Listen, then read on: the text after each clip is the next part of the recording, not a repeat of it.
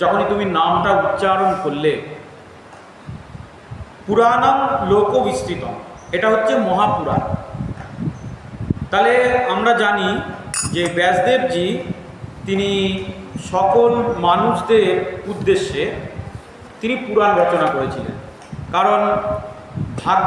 কারণ বেদ উপনিষদ সকলের শ্রোতব্য বা সেটা সকলের উপলব্ধির বিষয় নয়।